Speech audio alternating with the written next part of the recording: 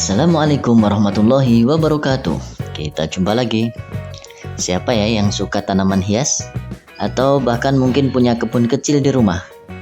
Nah, semua tumbuhan yang kita kenal itu masuk ke dalam kelompok besar yang disebut dengan Kingdom Plantae. Pernah nggak sih kalian penasaran? Kok tumbuhan bisa ya hidup dan tumbuh tinggi padahal ia tidak pernah makan? Beda dengan manusia dan hewan, setiap hari mereka harus makan untuk tumbuh dan bertahan hidup.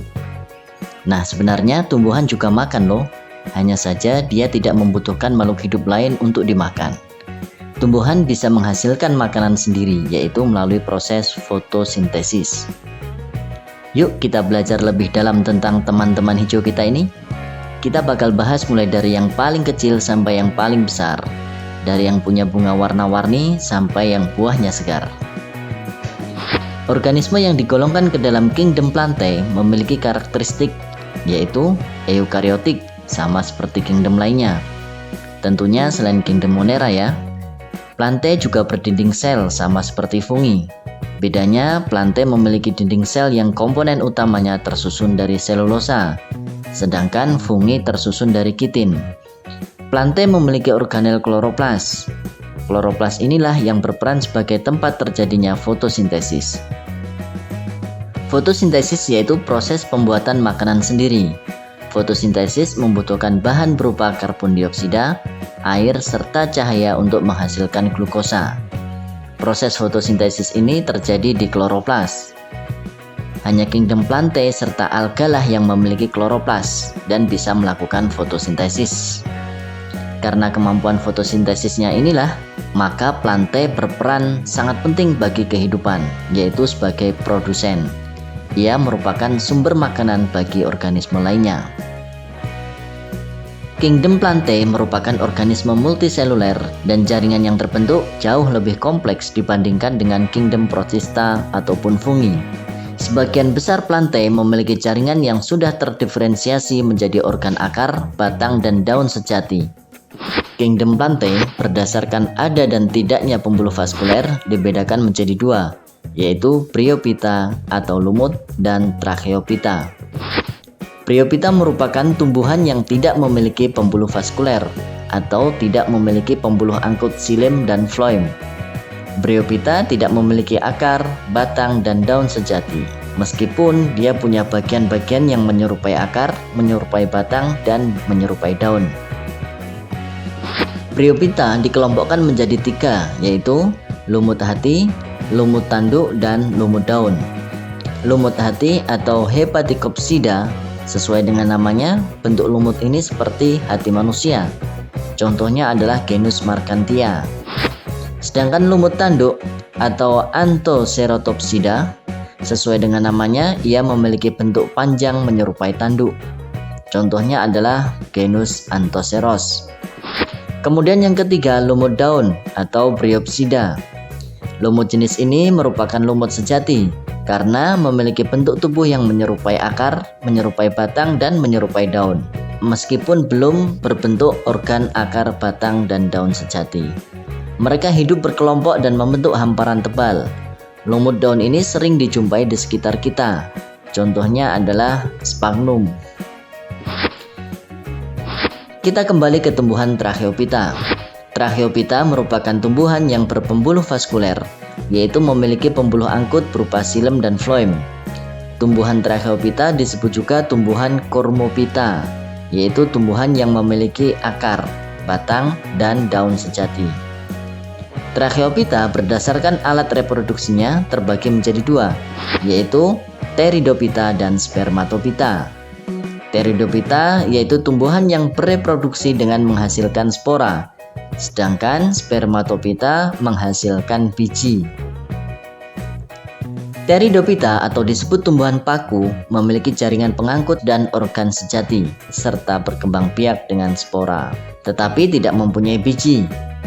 Pteridophyta dibagi menjadi beberapa kelompok, yaitu paku sejati atau Pteropsida.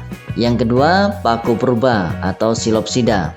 Yang ketiga adalah paku ekor kuda atau Sphenopsida. Yang keempat adalah paku kawat atau Lycopsida. Paku sejati atau Pteropsida.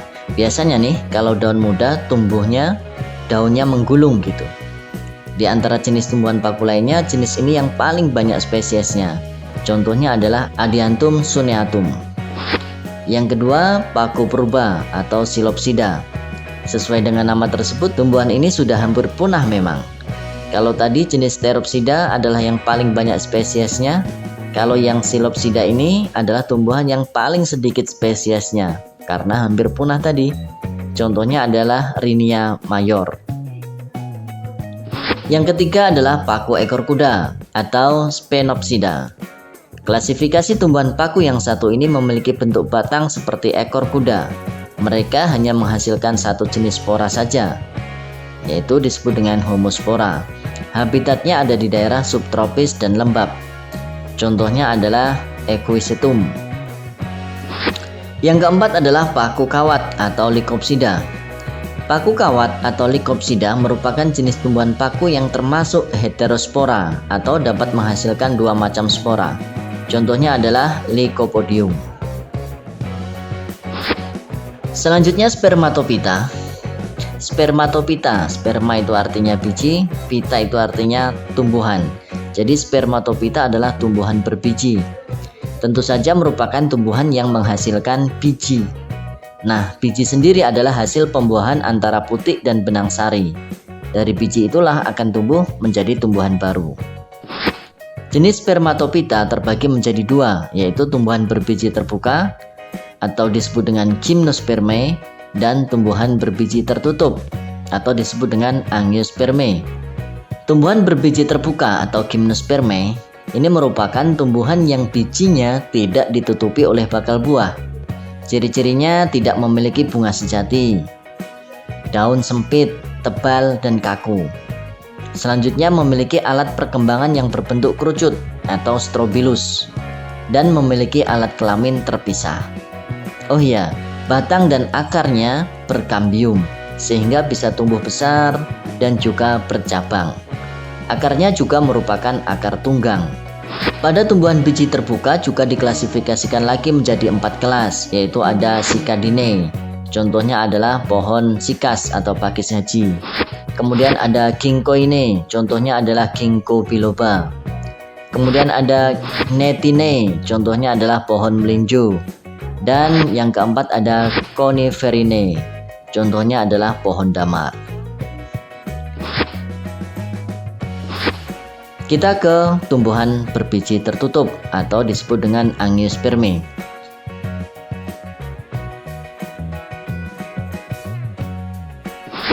Angiospermae berasal dari bahasa Yunani, angion yang berarti wadah dan sperme yang berarti biji. Istilah ini mengacu pada ciri khas tumbuhan berbunga, yaitu memiliki bakal biji yang tertutup dalam suatu wadah yang disebut dengan ovarium, yang nantinya akan berkembang menjadi buah. Angiospermae ini disebut juga dengan Anthophyta, yaitu tumbuhan yang berbunga. Jadi semua jenis tumbuhan Angiospermae pasti memiliki bunga sejati. Beda dengan Gymnospermae tadi, dia berbiji tapi dia tidak memiliki bunga. Jenis tumbuhan berbiji tertutup atau Angiospermae terbagi menjadi 2 kelas, yaitu tumbuhan berkeping biji satu atau disebut dengan monokotil dan juga berkeping biji 2 atau disebut dengan dikotil. Di itu artinya 2. Nah, lalu apa saja perbedaan tumbuhan monokotil dan dikotil? Berikut ini adalah perbedaannya. Nah, dilihat dari akarnya, kalau tumbuhan monokotil akar serabut, sedangkan dikotil akar tunggang. Tumbuhan monokotil batangnya tidak berkambium, sedangkan dikotil batang berkambium. Ini mengakibatkan tumbuhan monokotil tidak bercabang, sedangkan dikotil bisa bercabang. Kemudian tulang daunnya, kalau monokotil tulang daun melengkung atau sejajar, sedangkan dikotil menjari atau menyirip. Kemudian dilihat dari bunganya, kalau monokotil mahkota bunganya jumlahnya merupakan kelipatan 3, sedangkan dikotil jumlah mahkota bunganya kelipatan 2 atau kelipatan 5. Kemudian dari bijinya, kalau monokotil berkeping biji 1, kemudian kalau dikotil berkeping biji 2. Nah, contohnya tumbuhan monokotil adalah padi, rumput, bambu, pisang, tebu, kelapa, dan lain-lain. Sedangkan contoh tumbuhan dikotil antara lain ada mangga, jambu, pohon jati, cabai, tomat, dan lain-lain.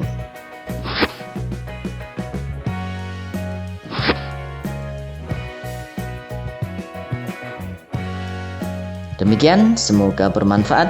Wassalamualaikum warahmatullahi wabarakatuh. Everybody just do your thing.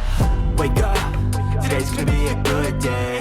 Wake up, today's gonna be a good day. Wake up, today's gonna be a good day. Wake up, today's gonna be a good day. Wake up, today's gonna be a good day. Wake up.